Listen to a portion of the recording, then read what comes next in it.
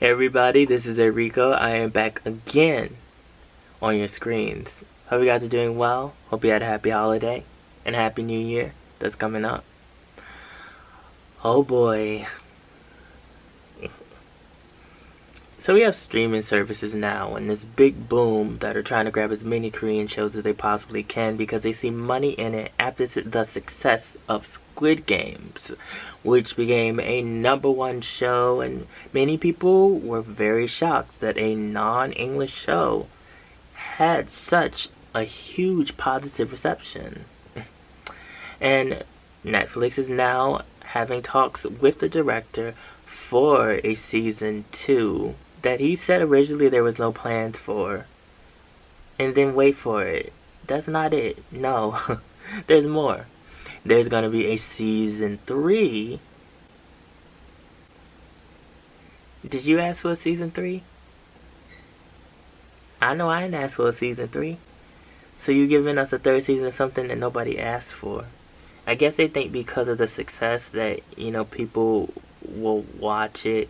We talking about a show that toward the last half was rushed. So we got a guy who wrote a show that's rushed. What you think the second season gonna be? But a rushed affair.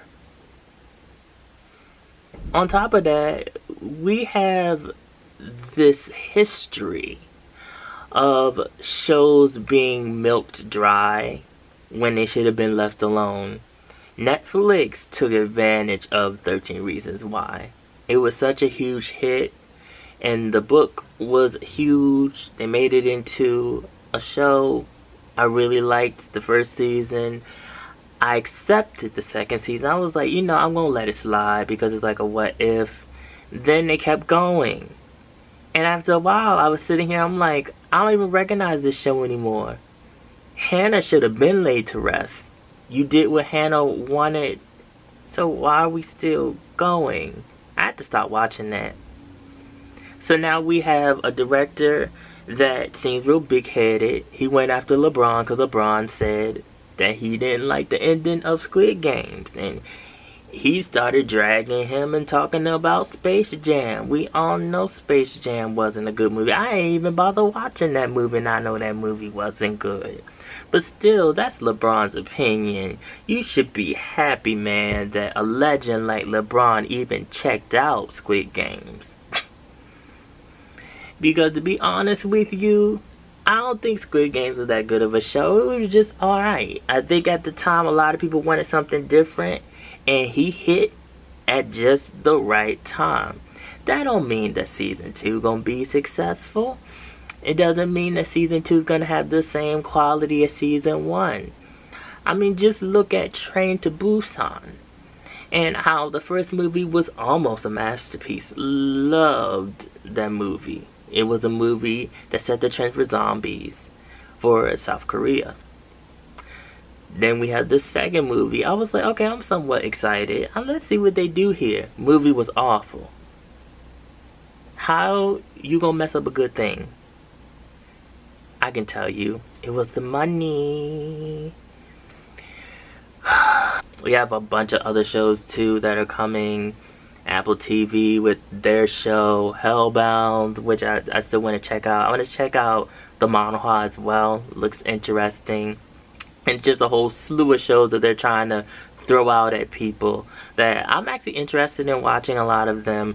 But it's just that we're in this climate now with Korean shows that is very much a hit or miss. And then a lot of these shows are based off of the same stereotypes, evil mother-in-law, revenge, doctor shows, gushy romance with the same old man grabbing the woman, wiping cream off her lip.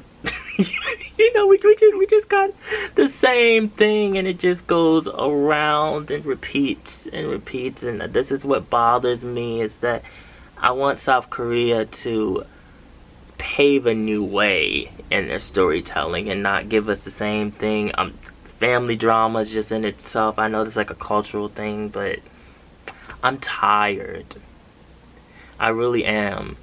I'm so tired of seeing people in a game on an island in a second season being killed.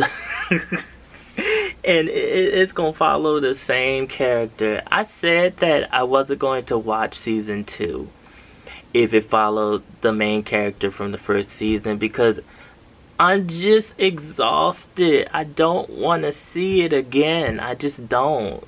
I want a new cast. Maybe a younger main character. It could be male or female. And they cross paths with the main character from the first season. I think that would be cool. I want to see them reinvent the games. I want to see someone else as the head of the games and them being more evil than the first guy. This is what I want to see, but I know I'm not going to get that. So I'm going to take this whole thing with a grain of salt. I kind of wish that Squid Games had done what Alice in Borderland had done with the games and explaining them and how to be successful at surviving them. Squid Games kind of just put you out there and it's like, okay, here comes a mascot with a gun that's about to shoot you in your head, or you're about to fall from a bridge, or about to just get shot by something. So like, that's kind of what you got. And Japan always has excelled at having the death games and explaining them and making them exciting and exhilarating, where in South Korea is new to this whole concept, and I bet you there's gonna be like 1,000 other shows trying to also capitalize off of this concept. Now, what news of season 2 am I excited for? Alice in Borderland. The first season left off on a very good cliffhanger. I am excited for season 2. I'm gonna get my snacks and watch that along with all the other shows that I want to watch. Like, I finally got around to watching Itaewon Class. I know it's old. I know I'm late. But I watched this and people raves about this drama. And I was just like, it's like every other Korean drama. Only we have some interesting characters. And it talks about the restaurant industry. And they use a black guy as a prop.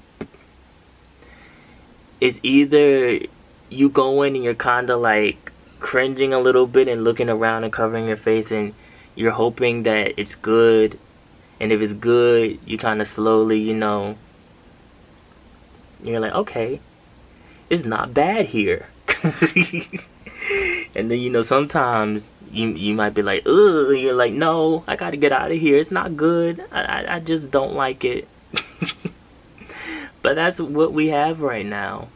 But I'm interested in checking out, you know, what's to come.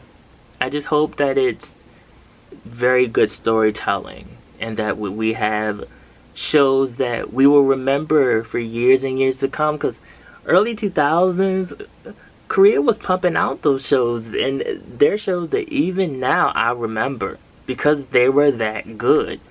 Now I can watch a drama or just a regular Korean show. Even some movies. And I couldn't tell you that movie the next week. I'm being completely honest with you. So you guys, there's a lot to think about. Follow my social media, mostly my Instagram. Also have a blog on East Asian pop culture. The link is always down in the description box below. And remember, be real, stay real, live in the real, and I will always be back. Thanks for watching. I love you guys. Have a happy new year.